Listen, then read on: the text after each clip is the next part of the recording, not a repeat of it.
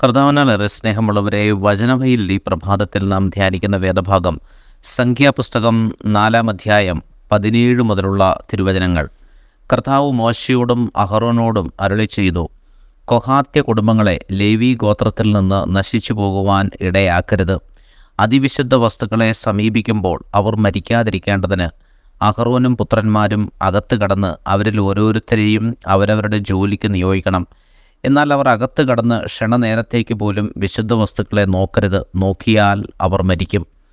പ്രിയമുള്ളവരെ, ലേവ്യ ഗോത്രത്തിൽ നിന്ന് തന്നെ കൊഹാത്യ കുടുംബങ്ങൾ, കുലവും കുടുംബവും അനുസരിച്ച് ലേവി ഗോത്രത്തിൽ തന്നെയുള്ള കൊഹാത്യർ 30-50 വയസ്സിനിടയിലുള്ള വ്യക്തികളെ കൂടാരം ചുമക്കുന്ന ശുശ്രൂഷയ്ക്ക് ലേവ്യരെ സഹായിക്കാൻ വേണ്ടി കർത്താവ് മോശ വഴി തിരഞ്ഞെടുക്കുകയാണ്.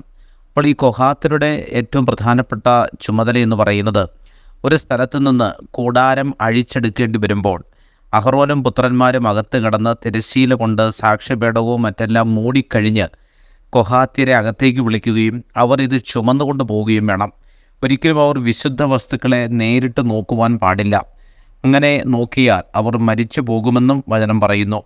അപ്പോൾ ഇവരുടെ ഏറ്റവും പ്രധാനപ്പെട്ടൊരു ശുശ്രൂഷ പുരോഹിതന്മാരായിട്ടുള്ള ലേവ്യ ഗോത്രജരെ സഹായിക്കുക എന്നുള്ളതാണ്. ഈ കൊഹാത്യർ ലേവ്യ കുടുംബത്തിൽ തന്നെയുള്ള ചില പ്രത്യേക രീതിയിൽപ്പെട്ട ആളുകളാണ്. ഒരു പ്രത്യേക കുലമാണ് ലേവ്യ ഗോത്രത്തിൽ ഉള്ള ഈ കൊഹാത്യ കുലം. അപ്പോൾ അതിൽ നിന്നാണ് ചില ആളുകളെ കർത്താവ് തിരഞ്ഞെടുക്കുന്നത്. അപ്പോൾ അവരുടെ ഏറ്റവും പ്രധാനപ്പെട്ട ഒരു ചുമതല വാഹകരാകുക എന്നുള്ളതാണ്. അപ്പോൾ ദൈവ സാന്നിധ്യമുള്ള ഈ തിരശ്ശീല, ഈ സാക്ഷ്യപേടകം ഇതെല്ലാം വഹിച്ചുകൊണ്ട് അടുത്ത കൂടാരമടിക്കേണ്ട സ്ഥലത്തേക്ക് കർത്താവ് പറയുന്ന വഴികളിലൂടെ യാത്ര ചെയ്യുക എന്നുള്ളതാണ്. അതുകൊണ്ടുവരെ ഇതൊരു ജീവിത നിയോഗമാണ്.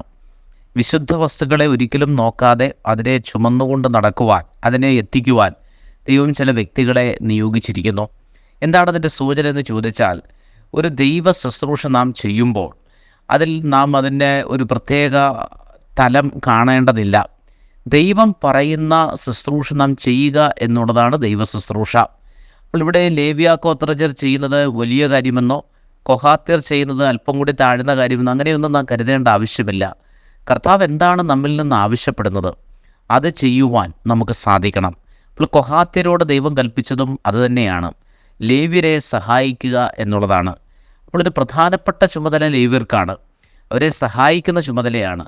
തീർച്ചയായും ആ സഹായം കൊണ്ട് മാത്രമാണ് ലേവ്യർക്ക് അവരുടെ ജോലി ചെയ്തു തീർക്കാൻ സാധിക്കുന്നത്.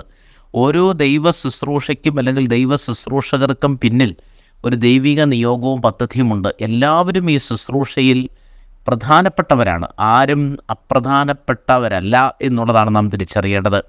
എല്ലാവർക്കും അവർക്ക് അവരുടേതായ അർഹിക്കുന്നതായ ഒരു സ്ഥാനം നൽകി കർത്താവ് അവരെ മുന്നോട്ട് കൊണ്ടുപോവുകയാണ്. പ്രിയപ്പെട്ടവരെ, നാം ഇവിടെ മനസ്സിലാക്കേണ്ട ഒരു പ്രധാനപ്പെട്ട കാര്യം, ഒരു വിശുദ്ധ സ്ഥലത്തേക്ക് ക്ഷണനേരത്തേക്ക് പോലും വിശുദ്ധ വസ്തുക്കളെ നോക്കാൻ പാടില്ലാത്തവർ, അവർ എത്രമാത്രം ശ്രദ്ധയോടുകൂടി ആവണം ആ ദൈവ ശുശ്രൂഷ ചെയ്യേണ്ടത്. അവരുടെ ജീവന് തന്നെ ഭീഷണിയുള്ളൊരു കാര്യമാണ്. അപ്പോൾ അതിനെ അത്രമാത്രം ശ്രദ്ധയോടും സൂക്ഷ്മതയോടും കൂടി കൈകാര്യം ചെയ്യുവാനായിട്ടാണ് അവരെ വിളിച്ചിരിക്കുന്നത്. നാമും ഇതുപോലെ ദൈവിക കാര്യങ്ങളെ വളരെ സൂക്ഷ്മതയോടുകൂടി കൈകാര്യം ചെയ്ത് പഠിക്കുകയും അല്ലെങ്കിൽ അതിനെ പരിശീലിക്കുകയും ചെയ്യണം. അപ്പോഴാണ് കർത്താവ് ഉദ്ദേശിക്കുന്ന ആ കാര്യം പൂർത്തിയാക്കുകയും ഒരു വലിയ ദൈവിക അനുഗ്രഹത്തിലേക്ക് നാം നയിക്കപ്പെടുകയും ചെയ്യുന്നത്. കർത്താവ് നമ്മുടെ ദിവസത്തെ അനുഗ്രഹിക്കട്ടെ. സ്നേഹപൂർവ്വം, ആദർശിച്ച്.